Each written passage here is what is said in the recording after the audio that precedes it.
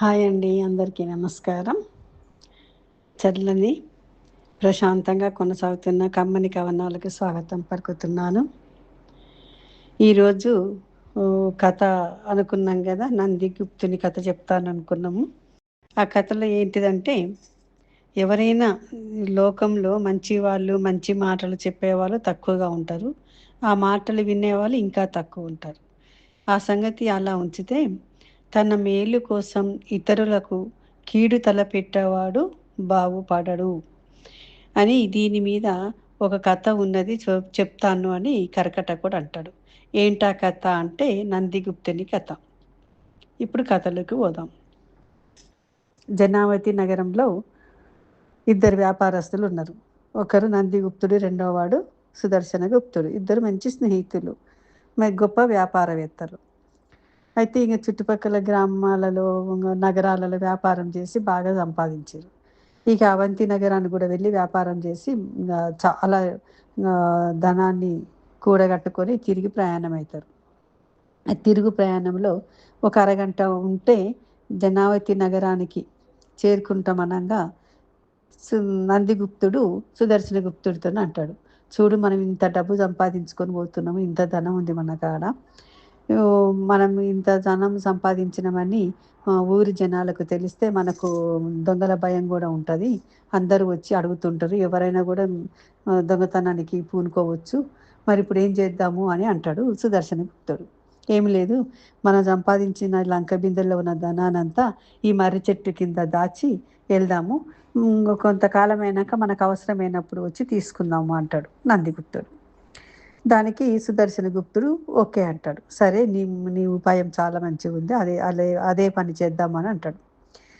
ఇక పెద్ద గొయ్యి తీస్తారు మర్రి చెట్టు కింద. గొయ్యి తీసి ఆ గొయ్యిలో వీళ్ళు తెచ్చిన లంక బిందెల్ని పూడ్చి పెడతాడు.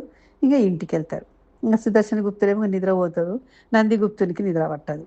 ఎందుకంటే ఇది తీసుకొచ్చింది ఇంకా ఈయననే కదా, దాచిపెట్టిందంతా ఈయననే. సుదర్శను ఒప్పించి ఈ ధనం అంతా అక్కడ దాచిన, ఇక నేను వెంటనే తెచ్చుకుంటే ఇంకా ధనం అంతా నాదే అని చెప్పి అనుకొని పరుగున మళ్ళీ వెళ్ళి, ఇంకా చీకట్లో భయం అవుతున్నా కూడా ఇంకా దాన్ని ఖాతరు చేయకుండా ఇక మెల్లగా మొత్తం దువ్వి ధనానంతా తీసుకుని ఇంట్లో దాచుకుంటాడు. ఇక కొన్నాళ్ళు గడిచిపోతుంది. ఇంకా ఊర్లో కూడా ప్రచారం అవుతుంది, వీళ్ళు వ్యాపారంలో నష్టపోయారు, అందుకే ఎక్కడికి వెళ్ళడం లేదు అని చెప్పి.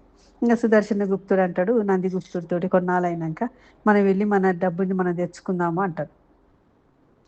సరే వెళ్దాము, రాత్రి నైట్ అయినాక పోయి తెచ్చుకుందాము అని అనుకుంటారు. ఇక అనుకున్న తర్వాత ఇక వెళ్తే ఏముంది, తవ్వి చూస్తే లేదు. అక్కడ ఇక్కడ అనుకుంటూ మొత్తం దవ్వుతారు. ఎంత లోతుకు దవ్వినా కానీ ఉండదు. ఇంకెక్కడిది. అప్పుడు నందిగుప్తుడు బెదిరిస్తాడు, ఎక్కడ దాచిపెట్టినో చెప్పు అని సుదర్శన గుప్తుడిని అడుగుతాడు. నేను ఎక్కడ తీసుకుంటా, నేనేం తీసుకోలేదు, నేను దొంగను గాను అంటాడు. నువ్వే దొంగవు, రేపు మహారాజుని ఆశ్రయించి అప్పుడు నిజాన్ని బయటికి కక్కిస్తా అని చెప్పంటాడు నందిగుప్తుడు. ఇక మార్నింగ్ అవుతుంది. ఇక సుదర్శన గుప్తుడు అపరాధంగా చాలా భయంతో పోతాడు. ఇక నందిగుప్తుడు గట్టిగా మాట్లాడుతుంటాడు. అయితే చెప్పండి మహారాజా, న్యాయం చెప్పండి, నా డబ్బు నాకు ఇప్పియండి, సుదర్శన గుప్తుడు మొత్తం తీసేసుకున్నాడు, ఇట్లా దాచుకున్నది అని చెప్పంటాడు. అప్పుడు రాజు మహారాజు ఆలోచిస్తారు. సుదర్శన గుప్తుని చూస్తేనేమో దొంగతనం చేసినట్టుగా లేడు, నందిగుప్తుడేమో గట్టిగా మాట్లాడుతున్నాడు. ఇప్పుడు ఏం చేయాలబ్బా అని చెప్పి కళ్ళు మూసుకుంటాడు. వెంటనే నందిగుప్తుడు అంటాడు, లేదు రాజా, నా దగ్గర ఒక సాక్ష్యం ఉంది అంటాడు. ఏంటా సాక్ష్యం అంటాడు.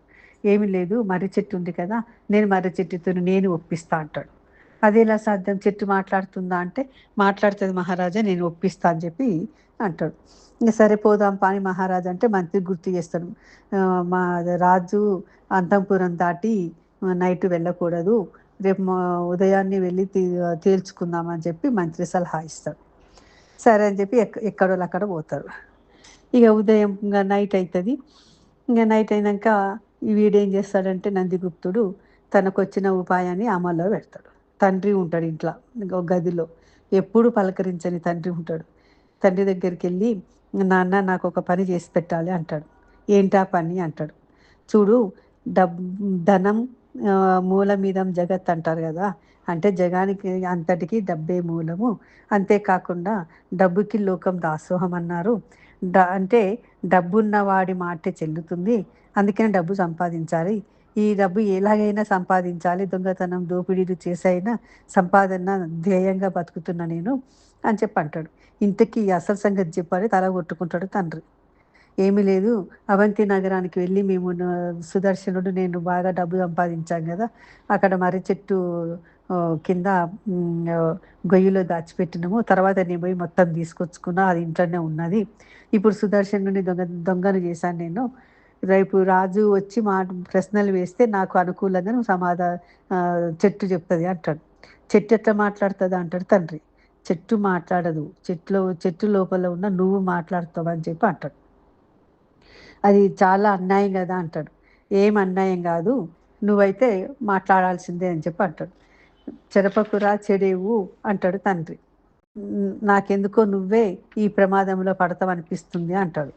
నువ్వు నా మాట ఎప్పుడు విన్నావు గనక నువ్వు నోరు మూసుకో అని చెప్పి బలవంతం మీద తండ్రిని భుజాల మీద ఎక్కించుకొని చెట్టు దగ్గరికి పోయి చెట్టు త్వరలో లోపలికి నెట్టుతాడు. మనిషి పట్టలేదు. ఉప్పైతూనే రాడు పట్టలేని లోపలికి పోలేకపోతున్నా అంటే కూడా బలంతం మీద నెట్టుతాడు. ఇక మొత్తం జరిగిపోతుంది. ఆ నైటు ముసలోడు చెట్టు త్వరలో ఉంటాడు. ఉదయం పూట రాజు, మంత్రులు, సేవకులు, భటులు అందరూ కలిసి చెట్టు దగ్గరికి వస్తారు. అప్పుడు వీడు అంటాడన్నట్టు నందిగుప్తుడు, రాజా ఇప్పుడు అడగండి, నా మంచితనమే మర్రి చెట్టుకు మాటనిస్తుంది. నేను సత్యవంతుణ్ణి, నా సత్యమే మర్రి చెట్టును మాట్లాడేటట్టు చేస్తుంది. నేను అమాయకుణ్ణి, నా అమాయకత్వమే నాకంత మంచి జరుగుతుంది. అడగండి రాజా అని చెప్పి అంటాడు. అయితే మహారాజా అడుగుతాడు, డబ్బు ధనాన్ని ఎవరు తీసుకుపోయిండ్రు, ఎవరు దొంగలు, చెప్పు మా చెట్టమ్మ అని చెప్పి మహారాజా అడుగుతాడు. సమాధానం రాదు. చెట్ల ఆకులు గలగల అని సౌండ్ వస్తుంది అంతే. తర్వాత మళ్ళీ అడుగుతాడు గట్టిగా, చెట్టమ్మా చెప్పమ్మా అంటాడు. ఎవరు దొంగతనం చేసిండ్రు అని. నీ దగ్గర దాచిన ధనం ఏమైపోయింది చెప్పు అంటే అప్పుడు కూడా సమాధానం రాదు. నందిగుప్తుని కోపం వస్తుంది. కోపం వచ్చి, చెప్పు చెట్టమ్మ, నా మంచితనమే నన్ను కాపాడుతుందని అనుకుంటున్నా. నా సత్యమే నీ సత్యాన్ని పలికిస్తుంది అని చెప్పి అంటాడు.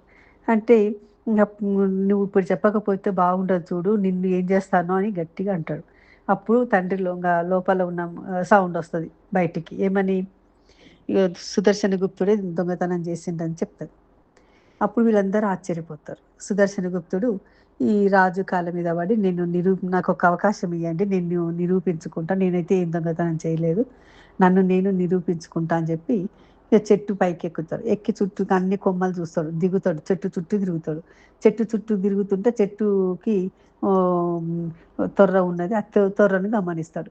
అప్పుడు ఆ చెట్టు తొర్రలకు చూసి చేయి పెడతాడు. అన్ని చీమలు, పురుగులు చాలా ఉంటాయి.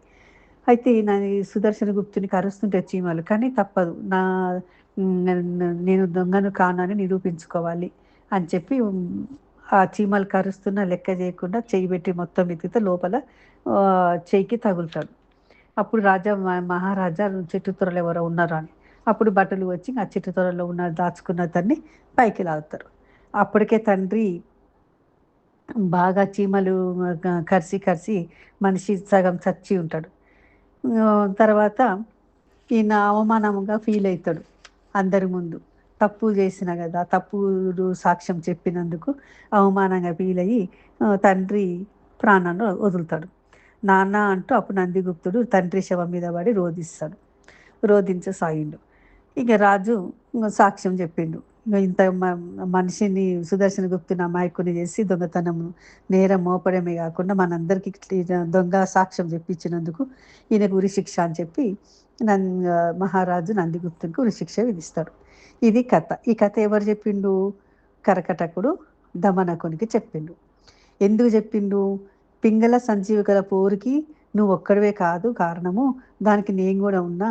వీళ్ళిద్దరి మధ్య మిత్రభేదం కల్పిస్తాను అన్నప్పుడే నేను నిన్ను వారించి ఉండాల్సింది. నేను ఆ పని చేయలేకపోయినా. ఎవరైనా కూడా అన్యాయానికి పాల్పడొద్దు. మనం చేసిన పాపము ఊరికే పోదు, తిప్పి కొడుతుంది. అది ఎలాగో ఇంద్రపాలితుడి కథ చెప్తాను, వింటావా అని చెప్పి కర్కటకుడు దమనకుడిని అంటాడు. చెప్పు చూద్దామని అంటాడు.